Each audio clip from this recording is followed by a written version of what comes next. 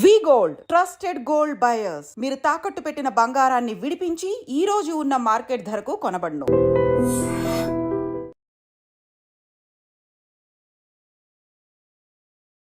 Hi hello నమస్తే, welcome back to dream media.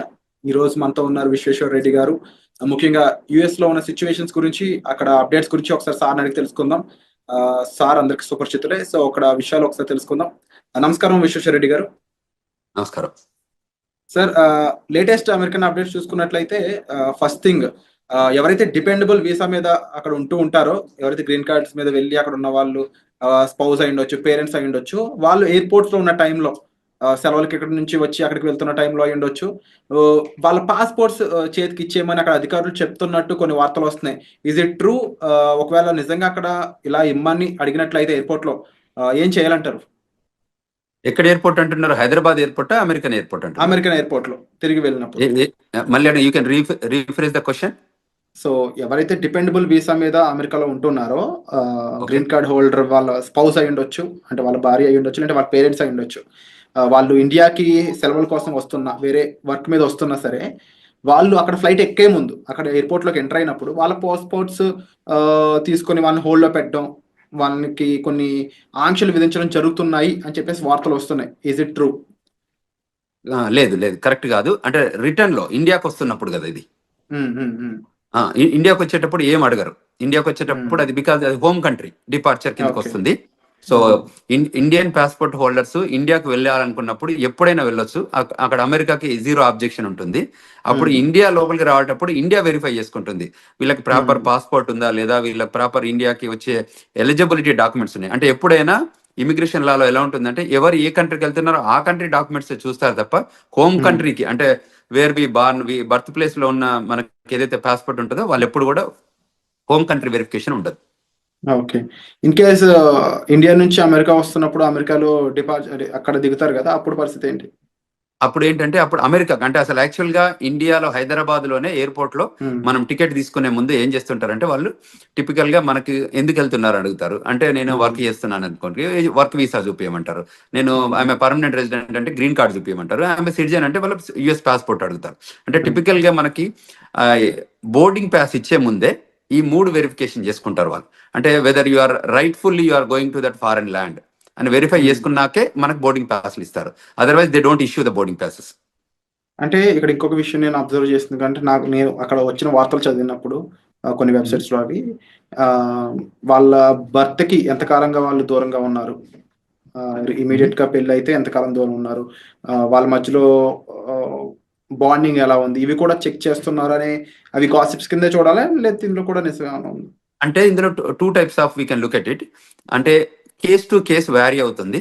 వాళ్ళ దగ్గర ఏంటంటే, ఎప్పుడైతే పోర్ట్ ఆఫ్ ఎంట్రీలో మన దగ్గర బోర్డింగ్ పాస్ తీసుకున్నాక వాళ్ళకి ఏం చేస్తారంటే, మన ఇమిగ్రేషన్ అయ్యాక మన ఫ్లైట్ అంటే ఏ రూపకంగా వస్తుంది అమెరికాకి అనేది, whether it's coming from Dubai, Qatar, what ever country, London ఎక్కడి నుంచి వస్తుందో, వచ్చే ముందు ఏం చేస్తారంటే, వన్స్ ద పొజిషన్ క్లోజ్డ్ అయిన తర్వాత ఈ డేటా అంతా యుఎస్ పంపిస్తారు. యుఎస్ పంపించాక ఆ డేటా అంతా వాళ్ళకి బ్యాక్గ్రౌండ్ చెక్ ఎఫ్బిఐకి వెళ్ళిపోయి మళ్ళీ వీళ్ళ దగ్గరకు వస్తుంది, ఏది సిబిపి ఆఫీస్కి వస్తుంది.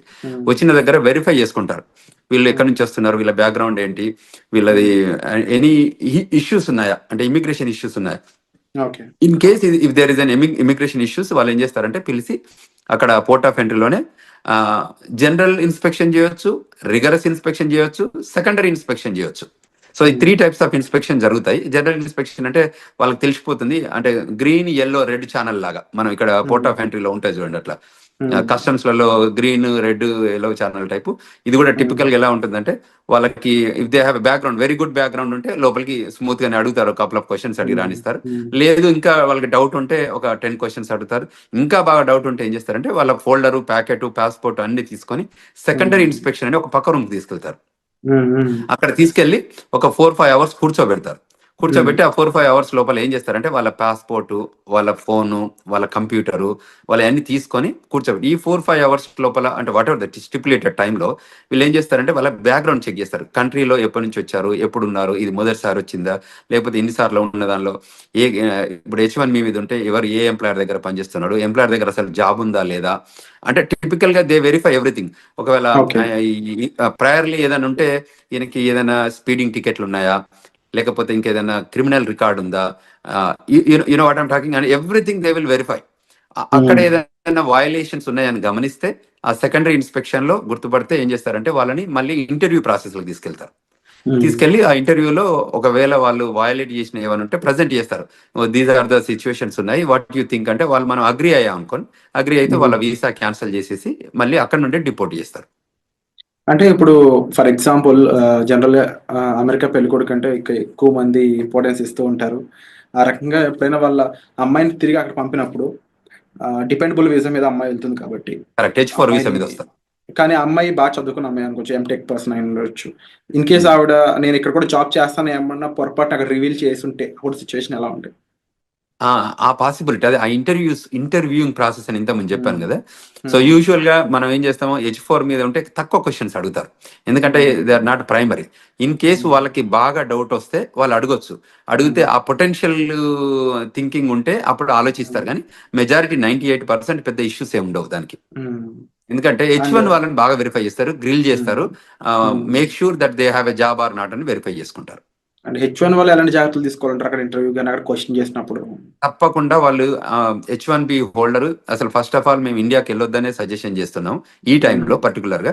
ఇన్ కేసు వాళ్ళు ఇండియాకి వెళ్ళాల్సి వచ్చి ఎమర్జెన్సీ సిచ్యువేషన్ వెళ్ళాల్సి వస్తే వచ్చే ముందు మీరు ఏదైతే ఎంప్లాయర్ దగ్గర పని చేయబోతున్నారో ఆ ఎంప్లాయర్ దగ్గర నుంచి ఒక క్లయింట్ లెటర్ కానీ, మీ ఎంప్లాయ్మెంట్ లెటర్ కానీ, మోస్ట్ రీసెంట్ పే స్టెప్స్ కానీ, లాస్ట్ W2s కానివ్వండి, ఇవి మీరు ఒక ఫోల్డర్లో పెట్టుకోండి. వాళ్ళు వచ్చి అడిగినప్పుడు మీరు ఫేర్ గా చూపించేటట్టు, అంటే పాస్ట్ 2-3 ఏళ్ల నుంచి ఆ కంపెనీతో పనిచేసి ఉంటే వాళ్ళ కంపెనీ W2s కానివ్వండి, మోస్ట్ రీసెంట్ గా మనం ఇయర్లో పే స్టబ్స్ ఉంటాయి, ఎవ్రీ మంత్ కానీ 15 days కానీ పే స్టబ్స్ ఉంటాయి, అవి హోల్డ్ చేయడం కానీ, తర్వాత ట్యాక్స్ రిటర్న్స్ కానీ ఏవైతే ఉంటాయో అది కూడా, తర్వాత ఏదైతే క్లయింట్ లొకేషన్లో పనిచేస్తున్నారో వాళ్ళ బ్యాడ్జ్ ఉంటుంది, ఆ కంపెనీ బ్యాడ్జ్ ఉంటుంది కదా, ఆ బ్యాడ్జింగ్ కూడా పెట్టుకొని ఉంటే జాగ్రత్తలు ఉంటే వాళ్ళు ఏ క్వశ్చన్స్ అడిగినా మనం 1 by 1 మనం ప్రజెంట్ చేయగలిగితే ఏమవుతుంది అంటే వాళ్ళకి కూడా కాన్ఫిడెన్స్ వస్తుంది. దిస్ గైజ్ వర్క్ ప్లేస్ లో ఉంది, ఈయనకి పర్మనెంట్ ఎంప్లాయ్మెంట్ ఉంది అక్కడ, సో అంచేత మనం ఆయనని వెల్కమ్ చెప్పాలి అన్నట్టు ఉంటుంది. వాళ్ళు వెరిఫై చేసుకొని అవన్నీ వ్యాలిడిటీ ఉంటే తప్పకుండా వాళ్ళు వెల్కమ్ చెప్తారు, అండ్ విత్ గుడ్ మూమెంట్స్ తో వెల్కమ్ చెప్తారు. అండ్ సార్ ఎలాంటి సినారియోలో అయినా ఇన్ కేస్ అక్కడ ఆఫీసర్స్ అంటే ఇక్కడ పర్సన్ ని పాస్పోర్ట్ హ్యాండ్ ఓవర్ చేయమనే సిచ్యువేషన్ వస్తుందంటారా? ఎలాంటి సిచ్యువేషన్ లో రావచ్చు వస్తే? ఇప్పుడు సెకండరీ ఇన్స్పెక్షన్కి వెళ్ళినప్పుడు మనం తప్పకుండా పాస్పోర్ట్ హ్యాండ్ ఓవర్ చేయాల్సి వస్తుంది. ఓకే. సెకండరీ ఇప్పుడు మనం ఏదైతే ప్రైమరీ ఇన్స్పెక్షన్ అంటే ప్రతి దానికి వాళ్ళు పాస్పోర్ట్ తీసుకుంటారు, పాస్పోర్ట్ స్కాన్ చేస్తారు, వాళ్ళ దగ్గర కంప్యూటర్ ఉంటుంది కదా. ఇప్పుడు you're an Indian, you're coming on F1 visa, so passport తీసుకుంటారు, ఫింగర్ ప్రింటింగ్ తీసుకుంటారు, తర్వాత ఐరిష్ చెక్ చేస్తారు, పిక్చర్ తీస్తారు, ఫింగర్ ప్రింటింగ్ టోటల్ 10 fingers అంటే 2 hands పెట్టి 10 fingers చెక్ చేసుకున్న తర్వాత ఇంటర్వ్యూ క్వశ్చన్స్ ఉండి దాని తర్వాతనే పంపిస్తారు. ఈ పాస్పోర్ట్ అందులో స్కాన్ చేస్తేనే అప్పుడు వాళ్ళకి డీటెయిల్స్ అన్ని వస్తాయి కదా. So 100% they collect the passport. Only thing ఏంటంటే గ్రీన్ లాగా ఉంటే మళ్ళీ they will hand over everything. Passport ఇచ్చేసి నో వెల్కమ్ టు అమెరికా అని చెప్పేసి పంపించేస్తారు.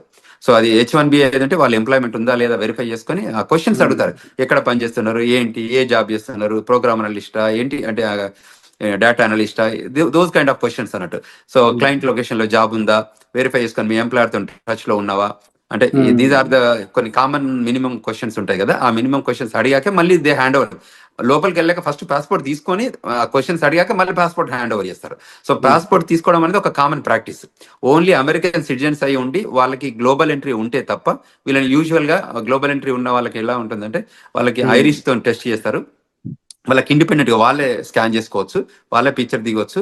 ఇప్పుడు యాప్ కూడా వచ్చింది, గ్లోబల్ ఎంట్రీ యాప్. సో అందులోనే వాళ్ళు ఫోటోలు తీసుకొని సబ్మిట్ చేస్తారు, ఆఫీసర్ CBP ఆఫీసర్ వెరిఫై చేసుకొని ఎవ్రీథింగ్ గుడ్ ఉందంటే వాళ్ళు ఈవెన్ పాస్పోర్ట్ కూడా అడగరు, యూ కెన్ గో అని చెప్పేస్తారు. ఎందుకంటే వాళ్ళకి బ్యాక్గ్రౌండ్ చెక్లు, వ్యాలిడేషన్ అంతా జరుగుతుంది కాబట్టి. అండ్ అలాగే ఇంకా లేటెస్ట్ అప్డేట్ ఇంకోటి చూసుకున్నట్లయితే సెంట్రల్ యూనివర్సిటీ ఆఫ్ మిచిగన్ లో ఒక చైనీస్ స్టూడెంట్ తను సోషల్ మీడియాలో కొంచెం యాక్టివ్గా ఉండడం, అది కూడా అమెరికాకి ఆపోజిట్ గా తను చేసిన రెస్పాన్స్ అనేది తను డిపార్ట్ చేసే విధంగా మారింది. ఇప్పుడు జస్ట్ 6 months స్టడీ లెఫ్ట్ ఉందంట తనకి. 2016లో తను వెళ్ళాడంట స్టడీస్ కోసం.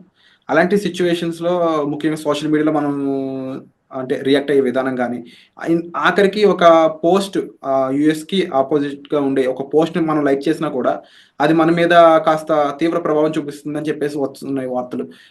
ఈ పరంగా ఇండియన్ స్టూడెంట్స్ ఎవరైనా ఎఫెక్ట్ అయ్యే ఛాన్స్ ఉందా? అసలు అక్కడ స్టూడెంట్స్ ఎలాంటి జాగ్రత్తలు తీసుకోవాలంటారు? Correct, very good question Virat. టిపికల్గా ఏంటంటే మనకు ఇక్కడ కంట్రీలో మనం non immigrant aliens, we are here for a short term, అంటే టర్మ్ బేస్డ్ వస్తున్నాం మనం ఈ కంట్రీలోకి. అది F1 అయితే 2 to 5 years, H1 అయితే 3 to 6 years, and permanent residence అయితే you have a residency requirement ఉంది కాబట్టి అది ఫాలో అయితే ఇస్తారు. సో ఎక్కడైతే నాన్ ఇమిగ్రెంట్ ఏలియన్స్ ఉంటారో వాళ్ళకి ఈ స్పెషల్గా ఈ రూల్స్ అని అప్లై అయ్యేది. ఎందుకంటే మనం కంట్రీ లాయాలిటీ చూపిస్తే తప్ప మనం కంట్రీ లోపలికి రానివ్వరు. సో కంట్రీకి అగనెస్ట్గా చేసే యాక్టివిటీస్ ఏదైనా సోషల్ మీడియా రూపకంగా కానీ వాళ్ళకి ఎక్కడైనా అబ్జర్వ్ చేసి ఉంటే వాళ్ళు వెరిఫై చేసుకుంటారు, వెరిఫై చేసుకొని క్వశ్చన్ చేస్తారు. ఎక్కడైనా ఎవిడెన్స్ దొరికితే తప్పకుండా వాళ్ళు క్వశ్చన్ చేస్తారు, ఈజ్ దట్ యూ అని చెక్ చేసుకొని వాళ్ళు డిపోర్టేషన్ ప్రొసీడింగ్ చేస్తారు. ఇప్పుడు ఈ ట్రంప్ అడ్మినిస్ట్రేషన్ సెకండ్ టర్మ్ వచ్చాక ఏంటంటే చాలా ఎగ్జిక్యూటివ్ ఆర్డర్స్ తీసుకున్నారు. అందులో some of the executive orders వాళ్ళకి అవుట్ రైట్ సిబిపి ఆఫీసర్కి అథారిటీ ఇస్తుంది డిపోర్టేషన్ చేయడానికి. సో అందులో ఏ సిచ్యువేషన్ ఎరైజ్ అయినా, ఏ రకమైన ఇష్యూస్ వచ్చినా, ఏ రకమైన లాయాలిటీ ఇన్ స్టేక్లో ఉన్నా, అంటే ఆ లాయాలిటీ ప్రూవ్ చేయలేకపోయినా వాళ్ళకి every right to send them back, period. There is no second to it. అంటే ఇప్పుడు స్టూడెంట్స్ అనేవాళ్ళు already campus outside jobs చేయకూడదని కొన్ని రూల్స్ ఉన్నాయి. సో ఇప్పుడున్న టైంలో స్టూడెంట్స్ అనేవాళ్ళు ముఖ్యంగా తీసుకోవాల్సిన టాప్ 3 జాగ్రత్తలు అంటే ఏం చెప్తారు? అంటే టిపికల్గా వీళ్ళు ఏం చేయొచ్చు అంటే ఏదైతే స్టూడెంట్గా మనం ఫోకస్గా ఏదైతే ఎడ్యుకేషన్ కోసం మనం వచ్చామో దాని మీదనే స్ట్రిక్ట్ ఉండి ఆ లైన్లోనే మనం పనిచేసుకోగలిగితే ఏ ఇష్యూ లేదండి. విత్ ఇన్ ద 2 years లోపల ఎడ్యుకేషన్ కంప్లీట్ చేసి 3 years ఓపీటీసీ అంటే regular OPT and stem OPT తీసుకొని పనిచేసుకోగలిగితే దెర్ ఇస్ నో ఇష్యూ. ఎప్పుడైతే మనం ఇమిగ్రేషన్ నేషనాలిటీ యాక్ట్ వయలేషన్స్ ఏదైనా చేస్తే ఆ వయలేషన్స్ ఐడెంటిఫై అయితే తప్ప వాళ్ళు వెల్కమ్ చెప్తారు. ఇట్ ఈస్ అ కంటిన్యూస్గా కంట్రీ నీడెడ్ స్టూడెంట్స్. అందువల్ల ఎప్పుడు కూడా వాళ్ళని అంటే డిపోర్ట్ చేయడం అనేది ప్రైమరీ ఏం పెట్టుకోరు. టిపికల్గా ఏంటంటే వాళ్ళు రావాలి, కష్టపడి చదువుకోవాలి, కంట్రీకి వాళ్ళ కాంట్రిబ్యూషన్ కావాలనే కోరుకుంటుంది అమెరికా. సో అందులో ఎమినెన్సీ ఎఫెక్టివ్గా స్కిల్ ఉన్న వాళ్ళందరినీ కూడా కంట్రీ ఎప్పుడు లూజ్ చేసుకోదు. ఎప్పుడైనా స్కిల్ లేబర్ కానివ్వండి, స్కిల్ నాలెడ్జ్ ఉన్న వాళ్ళు కానివ్వండి, ఎడ్యుకేషన్లో కానీ ఎంప్లాయ్మెంట్ కానీ ఎక్స్ట్రాడినరీ ఎబిలిటీ మనం పెర్ఫామ్ చేస్తే అమెరికా ఎప్పుడు కూడా వెళ్ళగొట్టదు. ఎప్పుడు వెళ్ళగొడుతుంది? Any backgrounds, negative background, criminal background, financial background issues ఉన్నప్పుడు, అటువంటి ఇష్యూస్ వాళ్ళు అబ్జర్వ్ చేసినప్పుడు వాళ్ళు క్లియర్గా చెప్తారు, you are violating this so and so sections 1, 2, 3, so based on this sections you are deportable case అని చెప్పి డిపోర్ట్ చేస్తున్నారు. సో అందువల్ల మన వాళ్ళకి ఏం చెప్తానంటే ఇది స్టూడెంట్స్ కానీ అదేవిధంగా స్టూడెంట్ పేరెంట్స్ కూడా గైడ్ చేస్తున్నాం. ఎందుకంటే ఇప్పుడున్న కరెంట్ జనరేషన్లో, కరెంట్ సిచ్యువేషన్లో, జనరేషన్ మీన్స్ ఏంటంటే ఇది డిజిటల్ ఏజ్ జనరేషన్. అంతకుముందు ఏంది first generation, second generation type, ఇప్పుడు డిజిటల్ ఏజ్ జనరేషన్ వచ్చింది. సో మీరు ఏది చేసినా అక్కడ ట్రాక్ అవుతుంది. సో మనం అందులో తప్పించుకోవడానికి ఛాన్స్ లేదు. కాబట్టి మనం ముందే జాగ్రత్త పడి మిస్టేక్స్ చేయకుండా ప్రాపర్ గైడెన్స్ తీసుకొని, ఇప్పుడు మాలాగా సీనియర్స్ ఉన్న వాళ్ళు కాకుండా ఇక్కడ ఏదైనా ఇమిగ్రేషన్ లా ఫార్మ్స్ ఉన్నా కూడా రైట్ఫుల్ గైడెన్స్ తీసుకొని వాళ్ళు చేసే ప్రతి యాక్షన్లో కూడా బిఫోర్ దే యాక్ట్ ఈ గైడెన్స్ తీసుకొని ముందుకెళ్ళగలిగితే that is the best option to do. ఇంకేదన్నా వాళ్ళకి గైడెన్స్ కావాలన్నా ఈ రూపకంగా మన వీడియోస్ చూడడం రూపకంగా ఐ డ్రీమ్స్లో ఈ రకరకాల వీడియోస్ మనం ప్రొడ్యూస్ చేస్తున్నాం కదా, వాటిలలో చూసి వెరిఫికేషన్ చేసుకొని ఇంకేదైనా క్వశ్చన్స్ ఉంటే they can approach us. We are here to help them students, we are here to help them skilled labour, H1B వాళ్ళు కానీ, ఈవెన్ గ్రీన్ కార్డ్ హోల్డర్స్ కానీ సెవరల్ కన్ఫ్యూజన్స్ వస్తున్నాయి. ఎందుకంటే ఎవ్రీడే ఒక ఎగ్జిక్యూటివ్ ఆర్డర్ లాగా ఇమిగ్రేషన్ లా వస్తున్నాయి కాబట్టి వాళ్ళకి ఆ గైడెన్స్ కావాలి. సో ఆ గైడెన్స్ తీసుకొని వాళ్ళు యాక్ట్ చేయగలిగితే వాళ్ళు సేఫర్ హ్యాండ్స్ లో ఉంటారు అనేది మనం ఇక్కడ తీసుకోవాల్సిన జాగ్రత్తలు తీసుకోవాలి. అలాగే విశ్వేశ్వర్ గారు, ముఖ్యంగా H1B వీసాకు సంబంధించి చాలా చేంజెస్ రాబోతున్నాయి, ఎలిజిబిలిటీ క్రైటీరియాలో కూడా చేంజెస్ రాబోతున్నాయని తెలుస్తూ ఉంది. ఇన్కేస్ చేంజెస్ అనేవి చేసినట్లయితే ఎలాంటి విషయాల్లో చేంజెస్ చేసే అవకాశం అనేది ఉంటుంది అంటారు?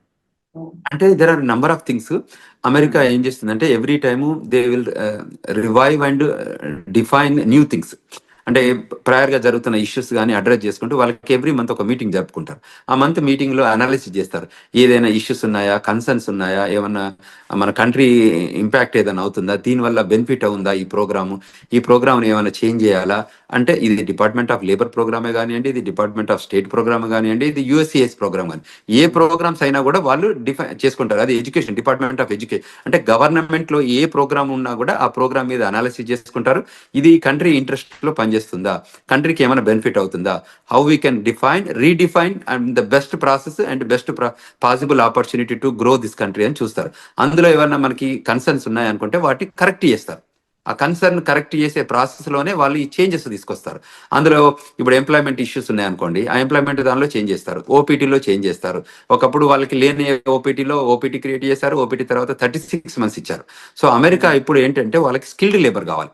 అంటే నాలెడ్జబుల్ పీపుల్ కావాలి, who can make and break the greatest technology evolution లో చేయగలిగే పీపుల్ ఉంటే వాళ్ళని తీసుకొని ముందుకు ప్రొడ్యూస్ చేసుకొని ఆ కంట్రీ బెనిఫిట్ లో పనిచేపించుకుంటారు. కాబట్టి ఆ లైన్ లో ఉన్న వాళ్ళకి ఏ మాత్రం ఇష్యూ లేదు, ఆ లైన్ లో పనిచేసేటట్టు మన వాళ్ళు ఉండాలి. అండ్ యూజువల్ గా ఇండియన్ పీపుల్ టెండెన్సీ ఏంటంటే they are gem of the gems in education, STEM, science and technology, engineering, mathematics లో మనంత గొప్పగా ప్రపంచంలో ఎక్కడ ఉండరు. సో ఆ స్కిల్ని మనం ప్రాపర్ గా ఎగ్జిబిట్ చేయగలిగితే, ఆఫీసర్ ముందు కానివ్వండి, ఇంటర్వ్యూవర్ ముందు కానివ్వండి, గవర్నమెంట్ ముందు కానీ చేయగలిగితే మనకు ఇట్స్ రెడ్ కార్పెట్ వెల్కమ్ ఉంటుంది. అది గుర్తించితే మనం తప్పకుండా ముందుకు ఎదగడానికి ఆస్కారం ఉంటుంది. Wonderful sir. And episode close చేసే ముందు ఒక మాట స్టూడెంట్స్ కానీ లేకపోతే అక్కడ ఎంప్లాయీస్ కానీ డిపెండబుల్ వీసా మీద ఉన్న వాళ్ళకి ఓవరాల్గా వీరందరికీ మీరు చెప్పే మాట ఏంటి? ఏదైనా ఇప్పుడున్న కొత్త ట్రెండ్స్ మనకి ఎవ్రీ టైం జరుగుతున్నాయి కాబట్టి ఏంటంటే న్యూ ఎగ్జిక్యూటివ్ ఆర్డర్స్ వస్తున్నాయి కాబట్టి, ఇప్పటికే వచ్చినాయి కాకుండా ఫ్యూచర్ కూడా రాబోతున్నాయి కాబట్టి, సో మీరు వెల్ ఇన్ఫార్మ్డ్గా ఉండాలి, అందరితో కనెక్ట్ ఉండాలి. సో మనకు తెలిసిందే కరెక్ట్ అని అనుకోవద్దు. సో తప్పకుండా you take good guidance from non profit organisations కానీ మమ్మల్ని అప్రోచ్ అయితే మేము వీఆర్ దేర్. మేము చెప్తున్నాం గ్లోబల్ తెలంగాణ ద్వారా కూడా వాళ్ళకి ఈమెయిల్ రూపకంగా కానీ ఫోన్ రూపకంగా కానీ మేము ఫోన్ నెంబర్స్ కూడా ఇచ్చాము.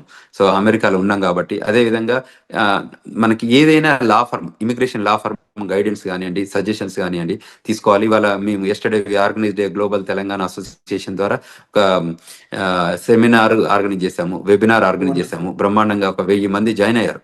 1000 మంది స్టూడెంట్స్ రూపకంగా ఇమిగ్రేషన్ రిక్వైర్మెంట్ ఏమున్నా కూడా ఇప్పుడు కరెంట్ లో జరుగుతున్న ఇమిగ్రేషన్ ట్రెండ్స్ పైన ఏవేవైతే ఇష్యూస్ ఉన్నాయో వాటిపైన మేము ఆర్గనైజ్డ్ విత్ సీనియర్ ఇమిగ్రేషన్ అటార్నీతోని కాన్ఫరెన్స్ కాల్ ఆర్గనైజ్ చేస్తే there are number of peoples join అయ్యారు. వాళ్ళ క్వశ్చన్స్ ఒక 2.5 గంటల కాన్ఫరెన్స్ కాల్ జరిగింది. అంటే అంతసేపు క్వశ్చన్స్ అడిగారు వాళ్ళంతా. So it is very informable. అట్లా ముందుకు వచ్చి తెలుసుకోగలిగితే that is the greatest thing. So మేము అదే చెప్తున్నాం. అది F1 కానివ్వండి, H1 కానివ్వండి, గ్రీన్ కార్డ్ హోల్డర్స్ కానివ్వండి, ఈవెన్ సిటిజన్స్ కానివ్వండి, ఈ కంట్రీ రిక్వైర్మెంట్స్ ఏమున్నాయి, ఇప్పుడు సిటిజన్షిప్ అయినా కూడా గ్రీన్ కార్డ్ అయినా కూడా మనము ఈ AR11 అప్డేట్ చేస్తున్నామా, మనం F1 H1 వాళ్ళు కూడా AR11 అంటే స్టేటస్ మనకి అడ్రస్ అప్డేట్ చేస్తున్నామా, లేకపోతే రిజిస్ట్రేషన్ రిక్వైర్మెంట్స్ అప్డేట్ చేస్తున్నామా. మనం ఈ కంట్రీలోకి వచ్చాం కాబట్టి మనం ఈ కంట్రీ నామ్స్ అంటే లా ఆఫ్ ద ల్యాండ్ ఎలా ఇమిగ్రేషన్స్ ఉన్నాయో, ఇమిగ్రేషన్ నేషనల్ యాక్ట్ రూల్స్ ఏది ఉన్నాయో మనకు తెలిస్తే ఫాలో అయిదాం, తెలియకపోతే తెలుసుకొని ఫాలో అయిదాం. Bottom line we need to follow the rules. So if you follow the rules there is no issue. This country is the best country to live and this the best country to welcoming. And the country people కూడా చాలా బాగుంటారు. మనం కూడా grow కావడానికి opportunity ఉంటుంది. మన పిల్లలకు కూడా చాలా కంఫర్టబుల్గా సెటిల్ అవుతారు. సో అక్కడ ఉన్న చదువుకున్న స్టూడెంట్స్ అయి ఉండొచ్చు, వర్క్ చేసే వాళ్ళు అయి ఉండొచ్చు, ఎవరు కూడా ఇన్సెక్యూరిటీస్ ఏం పెట్టుకోకుండా ప్రాపర్గా ప్రొఫెషనల్స్ని కలిసి మీ డౌట్స్ అనేవి సాల్వ్ చేసుకోగలిగినట్లయితే మీరు ఒక సేఫ్ అండ్ సెక్యూర్ లైఫ్ అక్కడ లీవ్ చేయొచ్చండి. దాంతోపాటుగా అంతగా మిమ్మల్ని ఇబ్బంది పెట్టే విషయం అయితే మాత్రం తప్పకుండా ఇమీడియట్లీ మీరు ఒక ప్రొఫెషనల్ కానీ ఎంబసీ సైడ్ పీపుల్ కానీ లేకపోతే అక్కడ లా ఫీమ్ సంబంధించిన పర్సన్స్ అయి ఉండొచ్చు, లేకపోతే మన విశ్వేశ్వరరావు గారు లాంటి ప్రొఫెషనల్స్ మీరు కలిసినట్లయితే కాస్త జాగ్రత్తలతో పాటుగా మీకు కాస్త గైడెన్స్ ఇచ్చే ఛాన్సెస్ అనేవి దొరుకుతాయి. సో తప్పకుండా మీరు తీసుకునే ఇనిషియేషన్స్ అనేవి చాలా గ్రేట్ విశ్వేశ్వర్ గారు. తప్పకుండా మీరు కండక్ట్ చేసే వెబినార్స్ అయి ఉండొచ్చు, లేకపోతే ఇలా ఇంటర్వ్యూస్ రూపంలో అయి ఉండొచ్చు, చాలా ఇన్ఫర్మేషన్ని చాలా మందికి అందిస్తూ ఉన్నారు. So we are thankful and thank you so much for great information. మరిన్ని అప్డేట్స్ పై త్వరలోనే మరొక ఇంటర్వ్యూతో మీ ముందుకు వస్తాం. Thank you so much.